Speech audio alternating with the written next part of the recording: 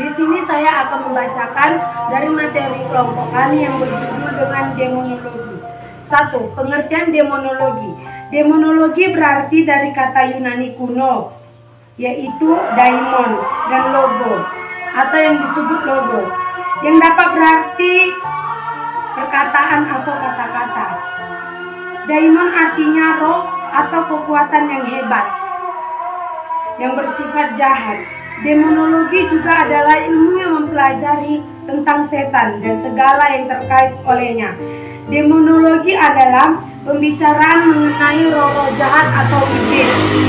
Dalam Kamus Besar Bahasa Indonesia, iblis memiliki pengertian, yaitu makhluk halus yang berusaha menyesatkan manusia dari petunjuk Tuhan. Jadi, iblis atau setan itu adalah pribadi yang sangat jahat dalam bentuk roh yang selalu berupaya untuk membuat manusia berjalan kepada jalan yang salah. 2. Kelahiran atau terciptanya setan. Dalam sejarah penciptaan Allah pun membuat segalanya baik adanya, dan Allah melihat bahwa semua itu baik. Kejadian 1 ayat 10, ayat 12, ayat 18, 21, 25. Begitu pula Allah menetapkan malaikat-malaikatnya itu keadaan baik. Jumlah mereka amat banyak, seperti yang disebut 1000 kali melayani dan sekali lagi berlaksana diri di hadapannya. Daniel 7 ayat 10. Dalam diri malaikat ada hakikat surgawi yang memungkinkan mereka mampu hidup dalam kesatuan dengan Allah. Para malaikat itu sungguh-sungguh diciptakan oleh dosa, walaupun tidak berarti tidak bercela. Jadi iblis berasal dari pribadi yang sangat jahat. Yang ketiga, kelahiran setan dalam diri kita.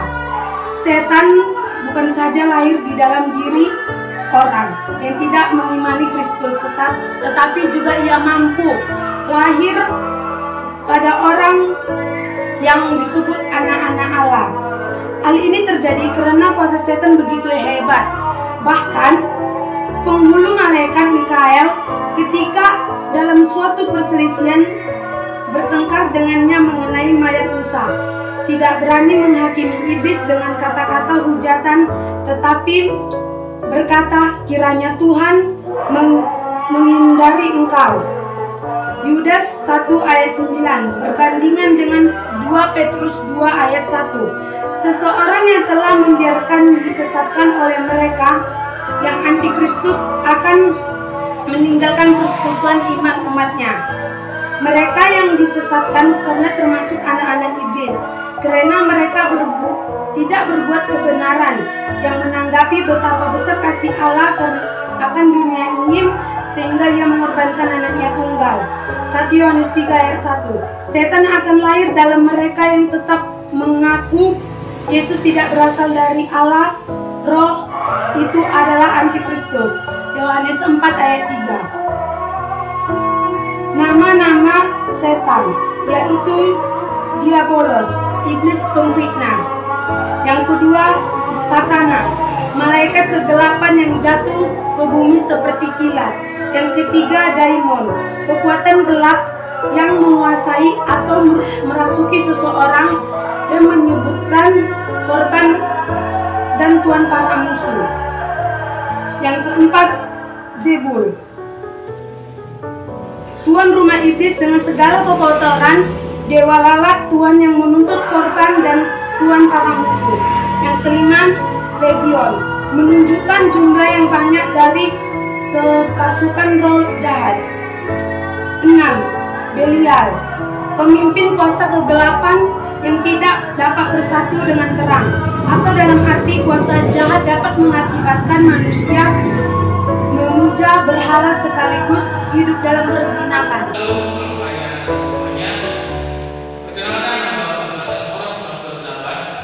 Simbol akan melanjutkan penjelasan tentang demonologi bagian 4, yaitu nama iblis atau setan. 1. Diabolos atau bisa juga disebut iblis pemfitnah. 2. Satanas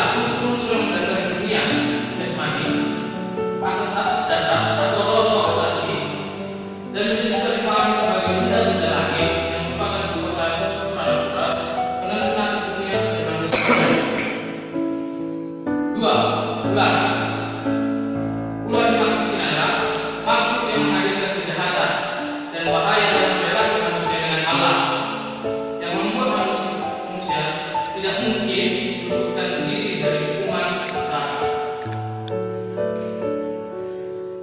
3. Singa. Singa di dalam PB disebutkan sebanyak 150 kali yang melambangkan kekuatan. 4. Roh najis atau kata yang disebut juga roh kegelapan yang melawan terang.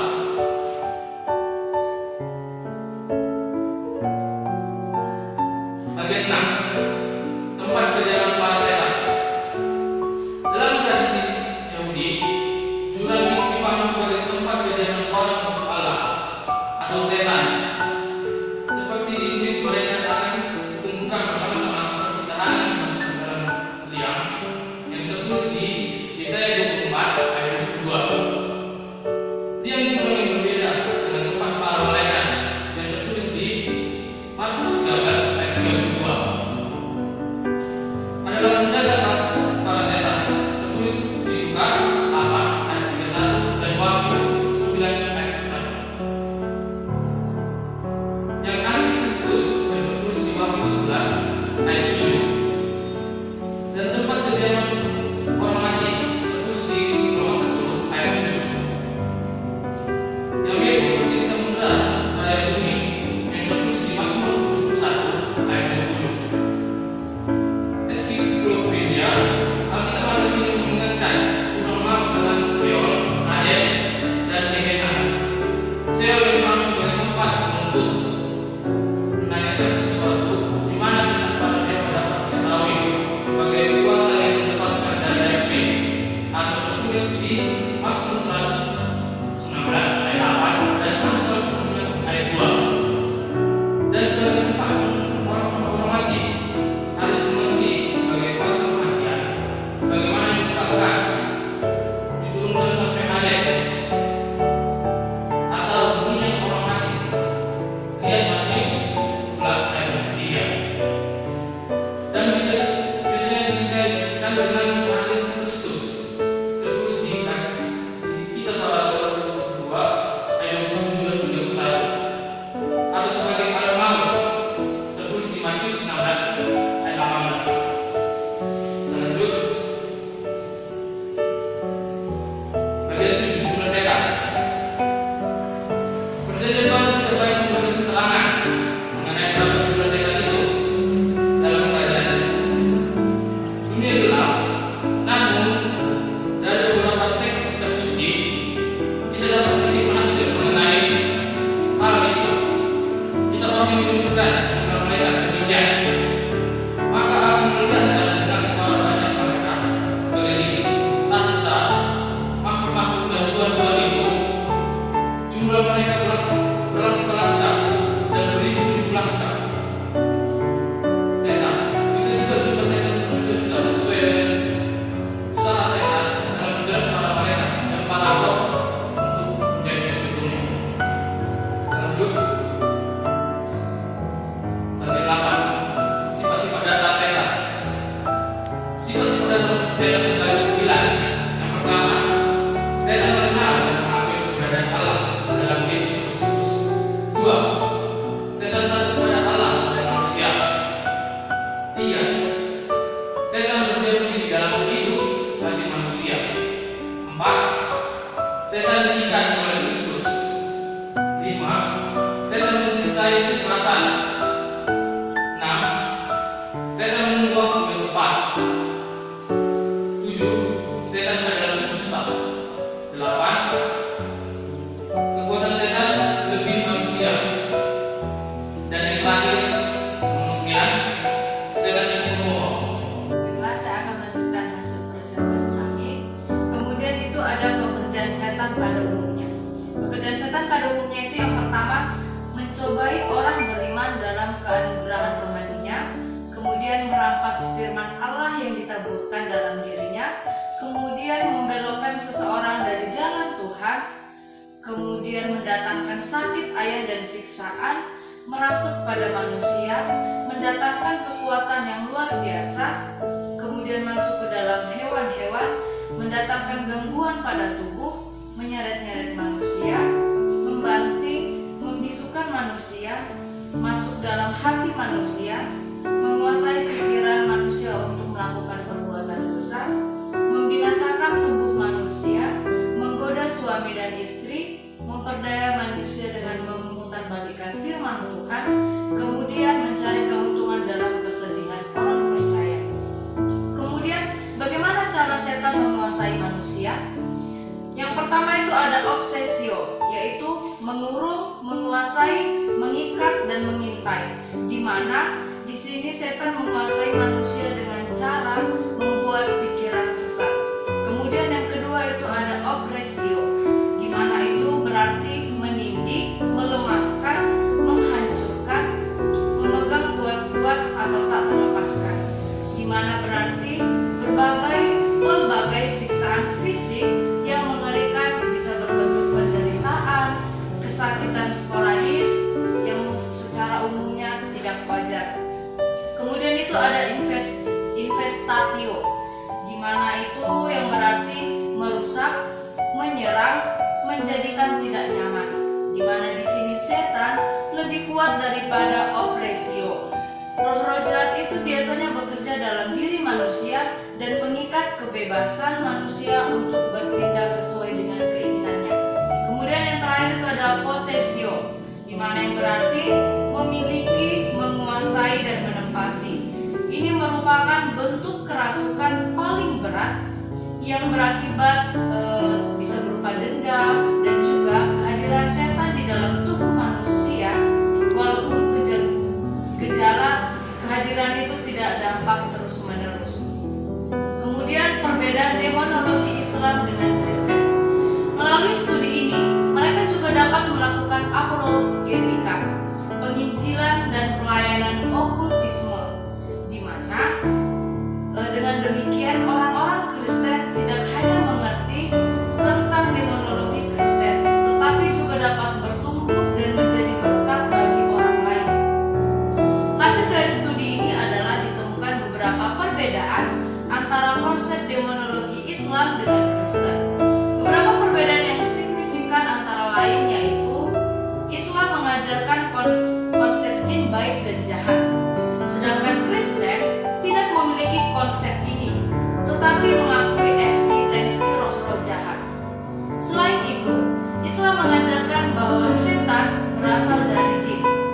Jin memiliki kehidupan seperti manusia, yaitu menikah, memiliki anak, bekerja, kuliah, makan, minum, dan lain-lain.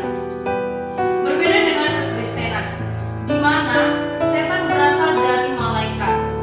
Malaikat adalah makhluk roh, sehingga ia tidak menikah, tidak memiliki anak, tidak kuliah, dan tidak melakukan aktivitas lain yang dilakukan oleh manusia. Selanjutnya, Islam mengajarkan bahwa orang Muslim dapat dirasuki setan. Ini berbeda dengan kekristenan, di mana orang percaya sudah memiliki status menang. Jaminan ini bisa diperoleh oleh karya Kristus di atas kayu salib. Dampak kemenangan Kristus seharusnya membuat orang percaya hidup di dalam kemenangan dan bukan dalam ketakutan. Orang Kristen juga dimampukan untuk memberitakan kabar baik bagi mereka yang belum mengetahui. Kemudian kesimpulan dari hasil diskusi kami yaitu melihat kerja setan dalam diri manusia, kita dapat sampai pada pemahaman bahwa setan adalah makhluk rohani yang mengatasi ruang dan waktu. Kerja setan tidak terkekang pada tempat masing-masing substansi. Karena itu, ia sangat mudah masuk dan keluar dari manusia maupun binatang. Bila setan terbebas dari ruang dan waktu, itu berarti ruang gerak setan sangatlah luas dan tidak terpahami oleh manusia. Namun, satu hal yang perlu dipertanyakan adalah mengapa tidak setiap manusia dikuasai oleh mereka? Ini berarti ada kekuatan yang terselubung dalam hidup manusia yang membuat mereka tidak begitu saja masuk dan keluar dalam setiap tubuh manusia. Kekuatan yang dimaksud adalah dari Allah itu sendiri. Semakin seseorang hidup dalam Allah, ia pun semakin sulit dikuasai setan ataupun iblis. Karena kuasa Allah sendiri yang memenuhi tubuh dan jiwa orang itu. Maka kita sebagai orang Kristen, marilah kita semakin mendekatkan diri kepada Tuhan. Sekian hasil diskusi yang dapat kami sampaikan. Bila ada kata atau dalam penyampaian kami yang kurang